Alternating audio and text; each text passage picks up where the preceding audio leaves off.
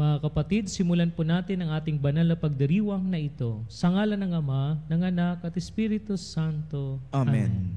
Ang pagpapala ng Apostol Kristo, ang pag-ibig ng Diyos Ama, at ang pakikisa ng Espiritu Santo, naway sumainyong lahat. At sumaiyo rin. Mga kapatid, para tayo maging marapat gumanap sa banal na pagdiriwang na ito, aminin po natin at pagsisihan ang ating mga nagagawang mga kasalanan. Magbalik loob tayo sa Diyos. Inaamin ko sa makapangyarihang Diyos at sa inyo mga kapatid, na lubha akong nagkasala sa isip, sa salita, sa gawa, at sa aking pagkukulang, kaya sinasamo ko sa mahal na Birheng Maria, sa lahat ng mga anghel at mga banal, at sa inyo mga kapatid, na ako'y panalangin sa Panginoong ating Diyos. Kaawaan tayo ng makapangyarihang Diyos, patawarin tayo sa ating mga kasalanan, at patnubayan tayo tungo sa buhay na walang hanggan. Amen. Panginoon, kaawaan mo kami. Panginoon, kaawaan mo kami. Kristo, kaawaan mo kami. Kristo, kaawaan mo kami. Panginoon, kaawaan mo kami. Panginoon, kaawaan mo kami.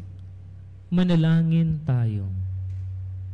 Ama naming makapangyarihan, para mo ng awang ilayo sa amin araw-araw ang lahat ng mga sumasalungat sa amin at humahadlang upang ang aming buong katauhan ay magkaroon ng kalayaan para kusang sundin ang iyong kalooban sa pamamagitan ng Jesucristo kasama ng Espiritu Santo magpa sa walang hanggan. Amen.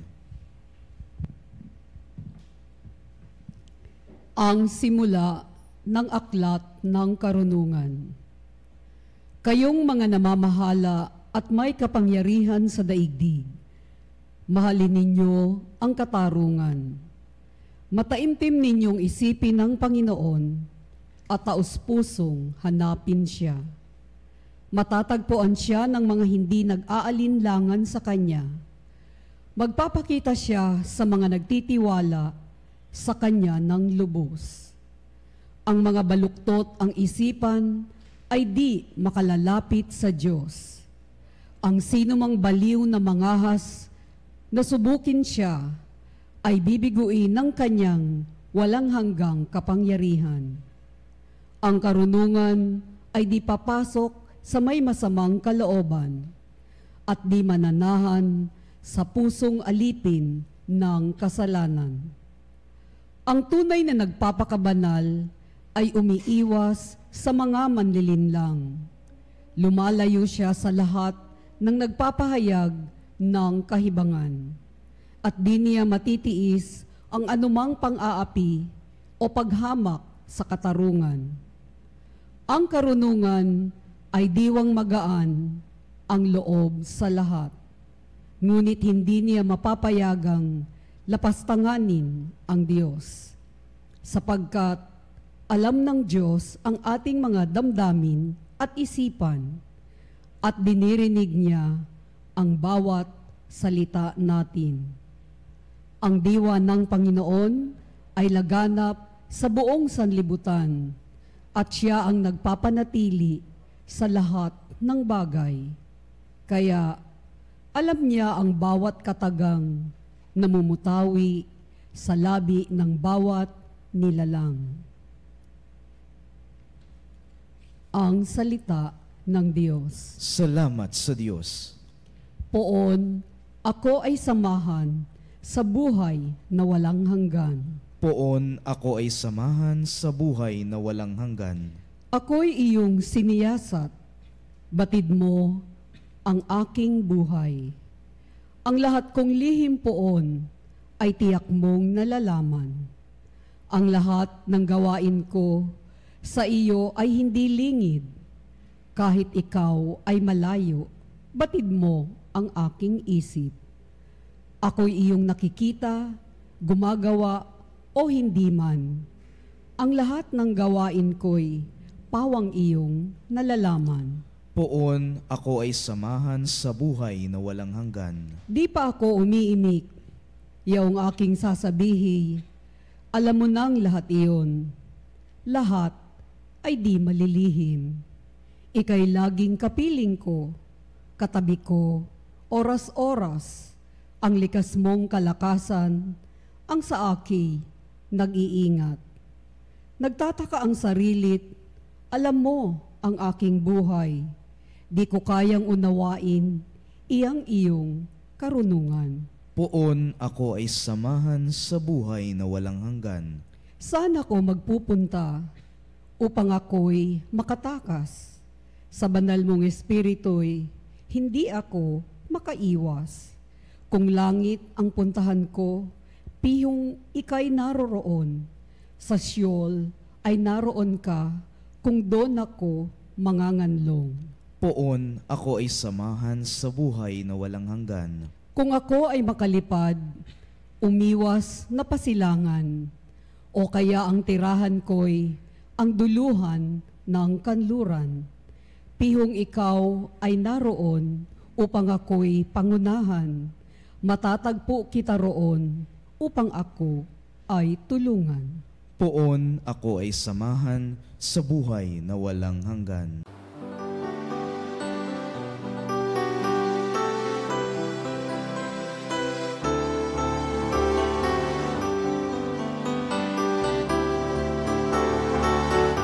Alleluia, alleluia, alleluia,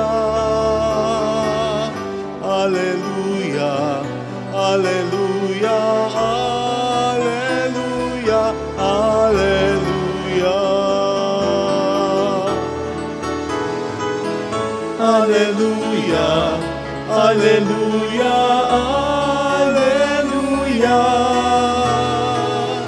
alleluia, alleluia. Alleluia, alleluia, alleluia.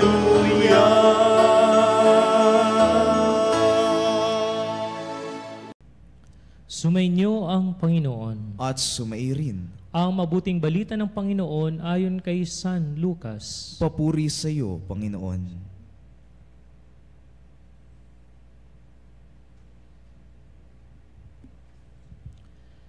Noong panahong iyon, sinabi ni Jesus sa kanyang mga lagad, hindi mawawala kahit kailan ang mga sanhi ng pagkakasala. Ngunit nakapangingilabot ang sasapitin ng taong panggagalingan nito. Mabuti pa sa kanya ang bitinan ng isang malaking gilingang bato sa liig at itapon sa dagat. Kaya kaysa maging sanhi ng pagkakasala ng isa sa maliliit na ito, kaya't mag-ingat kayo. Kung magkasala ang kapatid mo, pagsabihan mo, at kung siya'y magsisi, patawarin mo.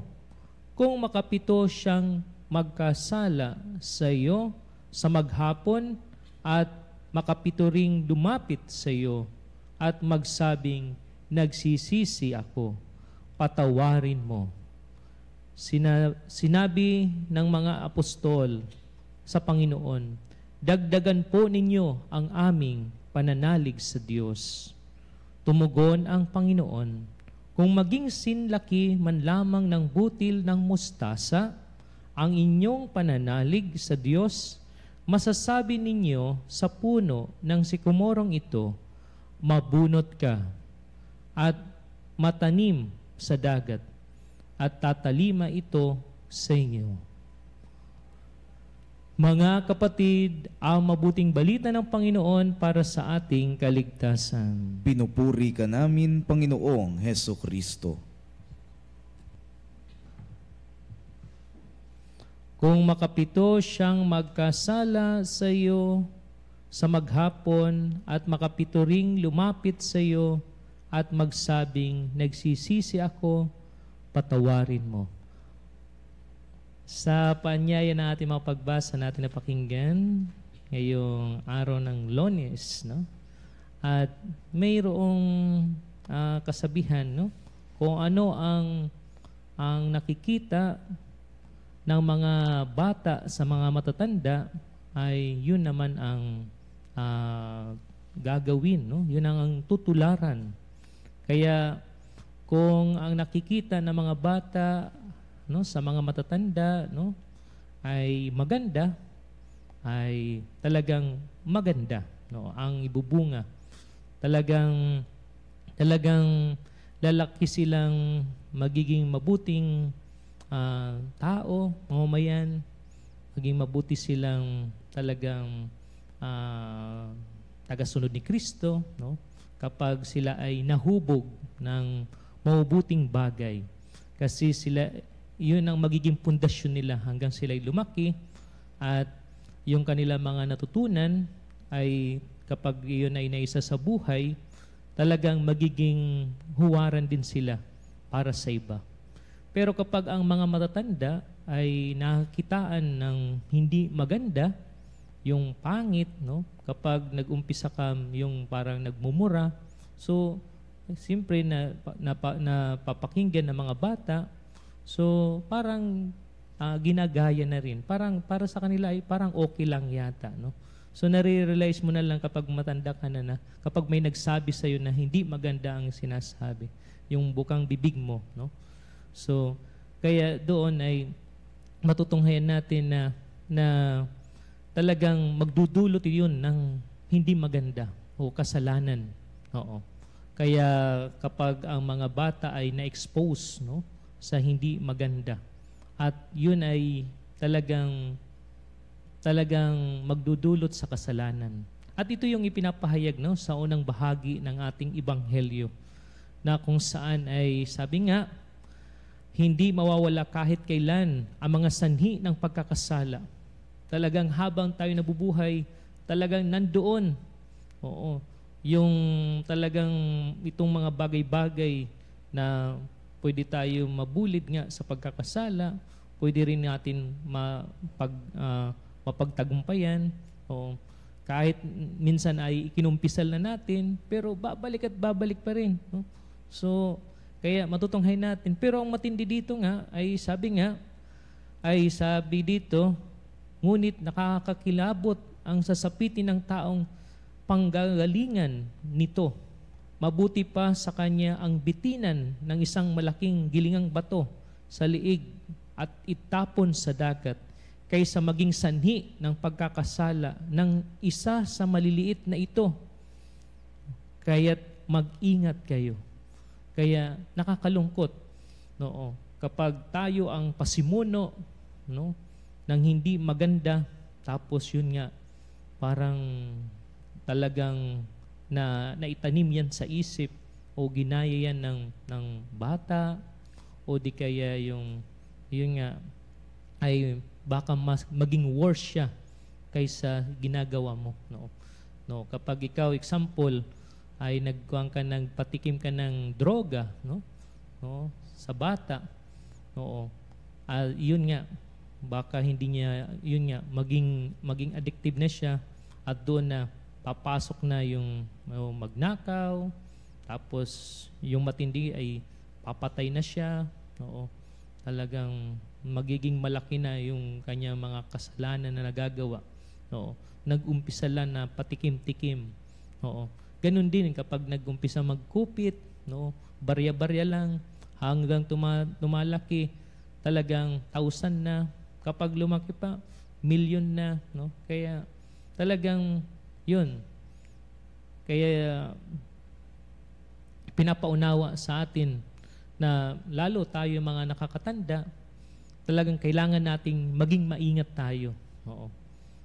Sa ating mga sinasabi, sa ating mga kinikilos. Kasi yun nga, baka tayo ay tularan. Kaya nga dito, iwasan natin ang mga bagay na magdudulot, sa paggawa ng hindi maganda. Kaya syempre, hindi maiwasan din na bilang tao, nandun na yung ating pagiging mahina, marupok, makasalanan.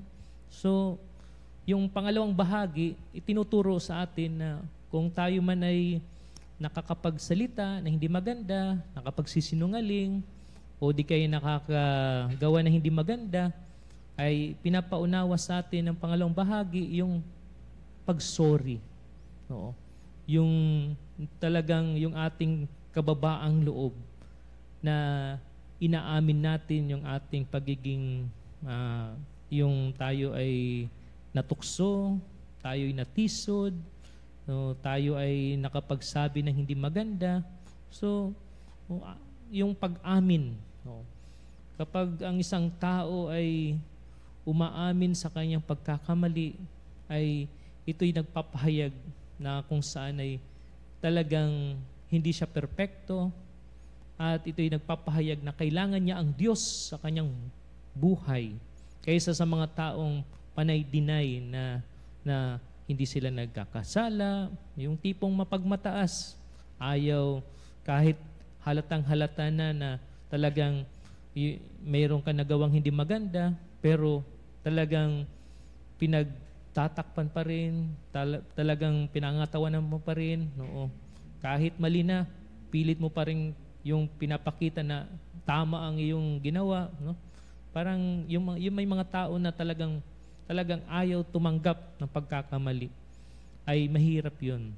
No? Pero pinapaunawa, no, sa pangalawang bahagi na kailangan lang nating talagang yung pagsisihan yung ating mga pagkakamali, yung ating mga nagagawang kasalanan. Oo. Kasi kung tutuusin, sa araw-araw nating buhay, tayo ay nabubuhay dahil tayo'y palaging pinatatawad ng Diyos. Oo. Kaya nga dito, ipinahayag dito, kapag sabi nga, kung makapito siyang magkasala sa iyo sa maghapon, at makapito ring lumapit sa iyo na nagsasabing nagsisisi, minsan ay paulit-ulit na yung naririnig na lang natin yung sorry, no? Pero ang sabi nga, patawarin mo. Oo. Kasi ikaw din ay pinapatawad ng Diyos. Oo. Oo. Kapag ikaw ay mahabagin sa iyong kapwa na nagkakasala ng paulit-ulit, no, ang Diyos din ay nagiging mahabagin din sa iyo. Dahil talagang ang Diyos talagang nag-uumapaw ang kanyang habag at awa. Oo. Kaya yun. So, kailangan lang natin na talagang pagsisihan. At kapag tayo ay nagsisi, pagsumikapan natin na hindi na masundan ulit ng isa pang pagkakamali. Oo. Kailangan na nating tumayo, mag-matured na rin, at yung lesson ay kailangan nating talagang yun ang maging aral, no? Maging karunungan natin na yung pagkakamali ay di na ulit masundan. No? Oo. At yung ating pagsisisi dapat nanggagaling sa kibuturan ng ating puso. No? At doon ay natatanggap natin ang kapatawaran. Kaya nga, mahirap. No? Mahirap. No? Kasi aminado tayo, talagang naroon yung pagiging isang tao, no? Yung ating human nature. No? Madali tayong matukso, madali tayong talagang minsan yung layaw nga ang ating sinusunod. No?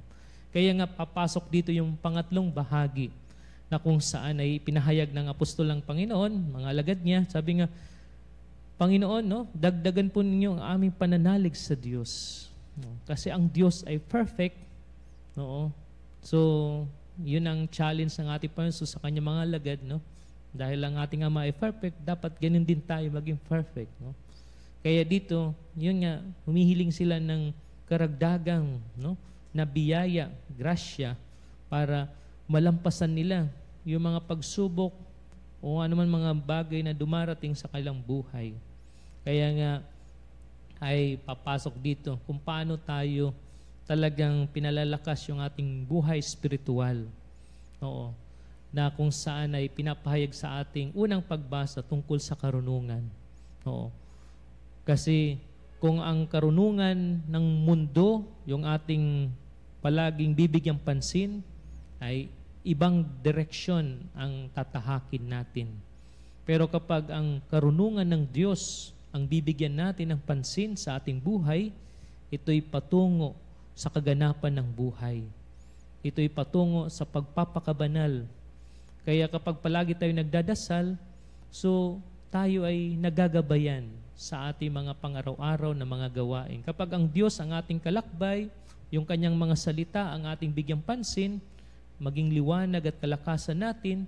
So, mapagtatagumpayan natin anuman mga tukso, anuman mga problema na ating maharap sa ating paglalakbay, ay talagang ma-overcome natin. Kaya nga sabi nga sa Salmong Tugunan, Panginoon, sabi nga dito na, poon ako ay samahan sa buhay na walang hanggan. Na kung saan ay palagi nating paggising sa umaga, sa ating pananalangin, ilingin natin palagi sa Diyos na samahan tayo sa ating araw-araw na gagawin, sa ating mga decision making, na hingin natin ng karunungan ng Diyos, na talagang makapag-desisyon tayo na naayon sa Kanyang banal na kalooban. Makadesisyon tayo yung tama at nararapat. Kaya ito yung paanyaya sa bawat isa sa atin na ating napakinggan na mga pagbasa na para mapagtagumpayan natin ang mga tukso at iba pang mga pangaakit, mga bagay na magdudulot sa paggawa ng hindi maganda o kasalanan.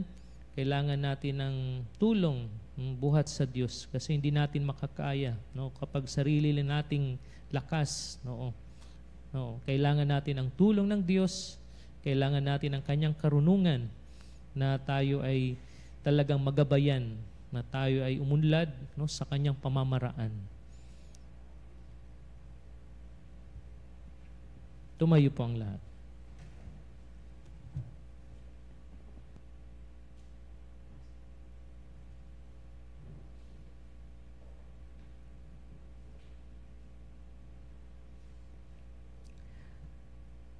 Itinuturo ng ating guro na ang kahulugan ng pagiging alagad ay ang radikal na pagtangi sa kasamaan.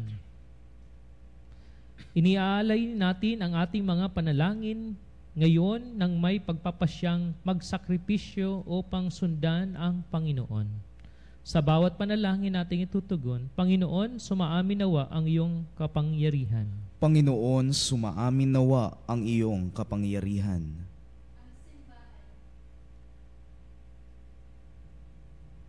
Ang simbahan, naway magwagi sa kanyang pagpupunyaging, labanan ng kasamaan sa daigdig.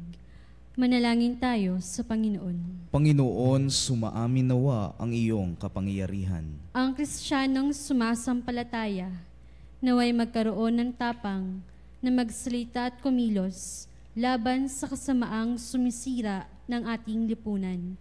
Manalangin tayo sa Panginoon. Panginoon, sumaamin nawa ang iyong kapangyarihan. Ang mga pinaging manhid na ng kasalanan, naway hipuin ng Espiritu ng Panginoon upang magbalik loob sila at magbago ng pamumuhay. Manalangin tayo sa Panginoon. Panginoon, sumaamin nawa ang iyong kapangyarihan. Ang mga may sakit, naway palakasin sa kanilang dinaranas sa pagsubok at maialay nila ang kanilang paghihirap para sa pagbabalik loob ng mga makasalanan. Manalangin tayo sa Panginoon. Panginoon, sumaamin nawa ang iyong kapangyarihan. Ang ating mga mahal na yumao, naway akayin sa piling ni Kristo. Manalangin tayo sa Panginoon. Panginoon, sumaamin nawa ang iyong kapangyarihan. Kalakip ng ating mga personal na mga kahilingan na pinatutungkulan ng misang ito. Makapangyarihang Diyos, bigyan mo kami ng matapang na pananampalataya upang maging malakas at matatag kami sa aming paglaban sa kasamaan ng mundong ito. Hiniling namin ito sa pamagitan ni Kristo na aming Panginoon. Amen. Tinapay na nagmula sa butil ng trigo, pagkaing nagbibigay ng buhay mo. At alak na nagmula sa isang tangkay ng ubas, inuming nagbibigay lakas kunin at tanggapin ang alay na ito, mga biyayang nagmula sa pagpapala mo. Tanda ng bawat pusong pagkat inibig mo, ngayon'y nananalig, nagmamahal sa'yo.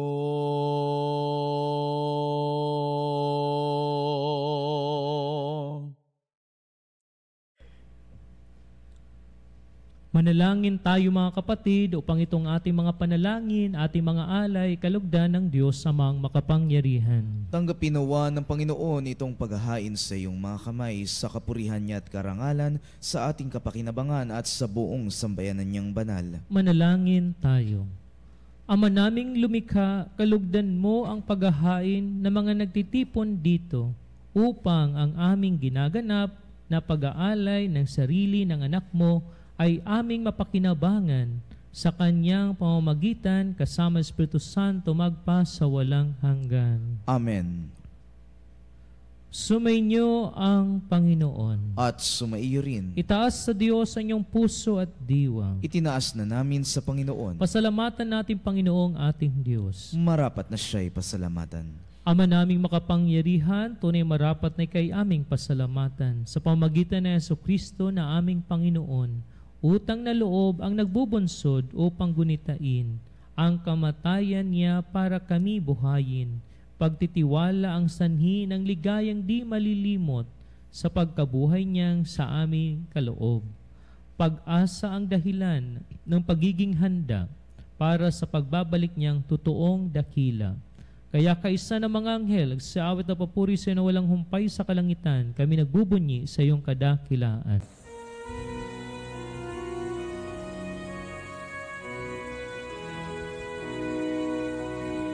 Santo, Santo, Santo, Panginoong Diyos ng mga hukbo, napupuno ang langit at lupa ng kadakilan mo. Hosana, Hosana sa kaitaasan, pinagpalang na paririto sa ngalan ng Panginoon. Hosana, Hosana sa kaitaasan.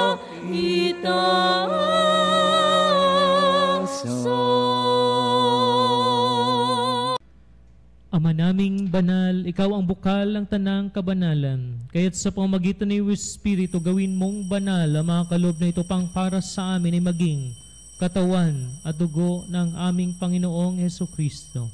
Bago niya pinagtiis ang kusang loob na maging handog, hinawakan niyang tinapay, pinasalamatan kanya. Pinaghati-hati niya yun, iabot sa kanya mga lagad at sinabi, "Tanggapin ninyo lahat ito at kanin. Ito ang aking katawan na iahandog para sa inyo."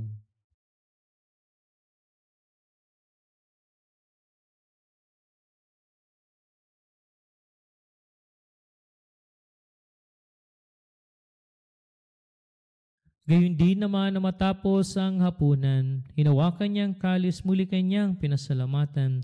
Inabot niyang kalis sa kanyang mga lagad at sinabi, "Tanggapin ninyo lahat ito at inumin. Ito ang kalis ng aking dugo, ng bago at walang hanggang tipan. Ang aking dugo na ibubuhos para sa inyo at para sa lahat sa ikapagpapatawad ng mga kasalanan. Gawin ninyo ito sa pag-alaala sa akin."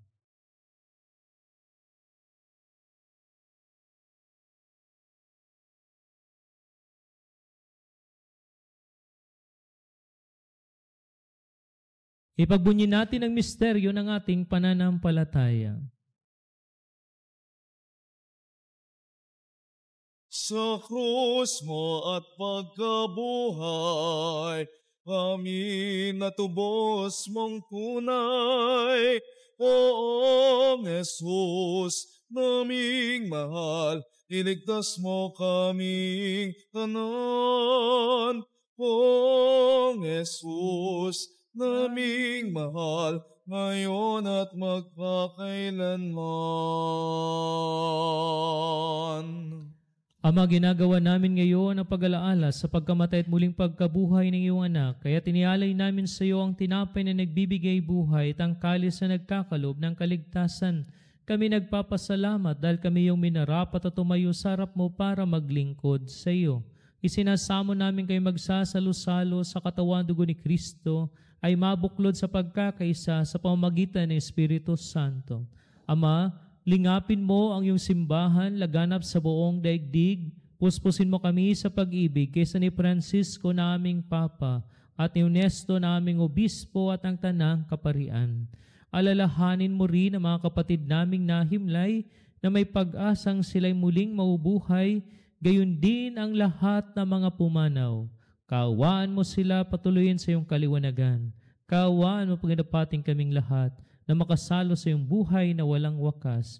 Kaysa ng mahal na Bereng Maria na ina ng Diyos, si San Jose na kanyang kabiyak, kaysa ng mga apostol at ang lahat ng mga banal na namuhay dito sa daigdig ng kalugod-lugod sa iyo. May pagdiwang nawan namin na pagpupuri si kararangal mo sa pamagitan ng anak na aming Panginoong Hesu Kristo. Sa pamamagitan ni Kristo, kasama niya at sa Kanya, ang lahat ng parangal at papuri ay sa iyo, Diyos, sa mga makapangyarihan, kasama Espiritu Santo, magpasa walang hanggan. Amen, amen, amen.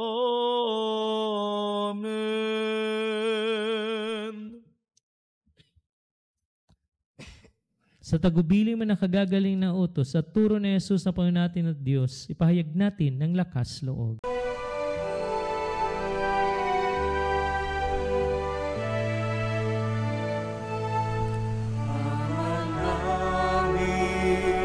Sumasalangit ka, sambahin ang ngalan mo, mapasa amin ang kaharian mo, sundin ang loob mo.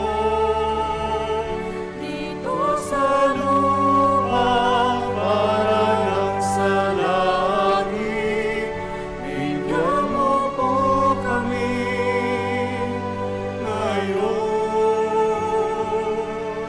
ng aming kakanin sa araw-araw at paglawarin mo kami sa aming mga sala para na pagpapatawad namin sa nagkakasala sa amin, at huwag mo kaming ipahintulot sa gusto,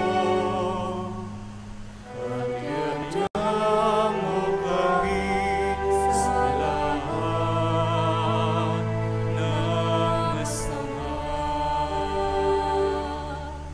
Hinihiling namin kami adya sa lahat ng masama, pagkalooban ng kapayapaan araw-araw, iligtas sa kasalanan at ilayo sa lahat ng kapahamakan, samantalang ay pinanabikan dakilang araw ng pagpapahayag ng tagapagligtas naming si Hesu Kristo. Sapagkat iyo ang kaharian at ang kapangyarihan at ang kapurihan magpakailanman.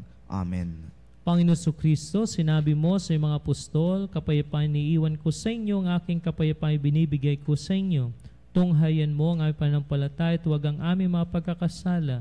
Pagkaluban mo kami ng kapayapaan at pagkakaisa ayon sa iyong kalooban, kasama Espiritu Santo magpasa walang hanggan. Amen. Ang kapayapaan ng Panginoon ay laging sumainyo. At sumairin. Magbigayan kayo ng kapayapaan sa isa't isa. Kapayapaan po sa Kapayapaan sa lahat inyong ng kapanalig.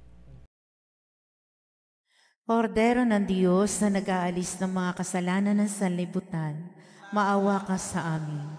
Kordero ng Diyos na nag-aalis ng mga kasalanan ng sanlibutan, maawa ka sa amin.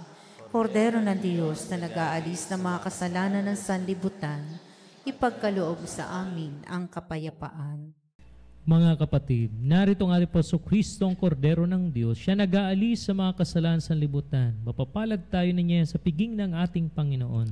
Panginoon, hindi ako karapat-dapat na magpatuloy sa iyo, ngunit sa isang salita mo lamang ay gagaling na ako.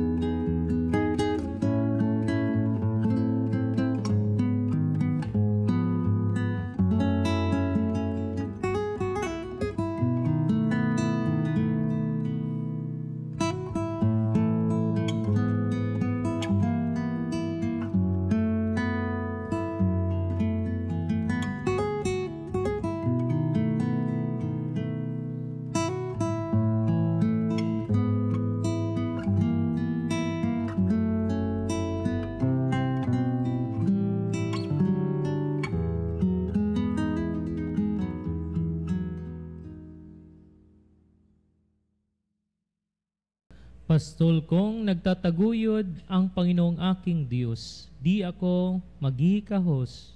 Pagkain kanyang kaloob, inumin ay kanyang dulot. Manalangin tayo. Ama naming mapagmahal, tinatanaw naming utang na loob ang banal na pakikinabang at iniluluhog namin ang Espiritu Santo ay mag-umapaw sa kalooban naming kanyang tinitigib ng iyong kadakilaan upang ang iyong kagandahang loob ay manatili sa amin palagian sa pamamagitan ni Jesucristo kasama sa Espiritu Santo magpa sa walang hanggan. Amen. Sumainyo ang Panginoon. At sumairin. At pagpalain kayo ng makapangyarihang Diyos Ama at Anak at Espiritu Santo. Amen. Tapos na ang ating banal na misa. Humayo kayo, taglay pag-ibig at kapayapaan upang ang Panginoon ay mahalin at paglingkuran. Salamat sa Diyos.